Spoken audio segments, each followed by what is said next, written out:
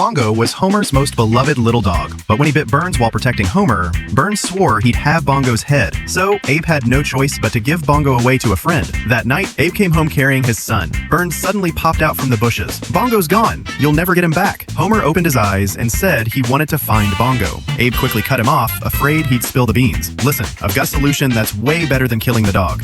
Let him destroy my will instead." From then on, Abe became the caretaker for the hunting dogs. Even though he wore a bite-proof suit, those vicious dogs always found a way to break through his defenses. He could handle all that, but what really hurt was that Homer was still mad at his father. Their relationship stayed frozen like that. Lisa was moved by Grandpa's story, but Homer said that wasn't the whole truth. In his memory, things didn't go down that way. "I was really little back then. I just remember Grandpa seemed to really hate Bongo, and he was totally money obsessed. So he sold Bongo to some evil farm witch so he could be buddies with rich dogs, and then he kidnapped Santa Claus too." Homer seemed to realize that didn't quite add up. The whole story sounded like a kid's wild imagination, but there was one thing he'd never told anyone. A few months later, he'd secretly gone to rescue Bongo. Homer took the bus to the farm. What he never expected was that under the woman's loving care, Bongo looked really happy. Maybe he'd already accepted her as his new owner. Marge tried to comfort her husband not to feel too bad. Homer said stubbornly, "That's just how dogs are. They're the most disloyal animals ever." Grandpa pulled out a photo. It was a Christmas card sent from the farm years later. Bongo slept on Homer's clothes every single day. He never forgot him. Finally, the grudge that had built up between them over the years was completely cleared away. That night, Marge noticed her husband wasn't beside her. Turns out, he'd gone to sleep on the couch and had claimed Bart's little dog as his own.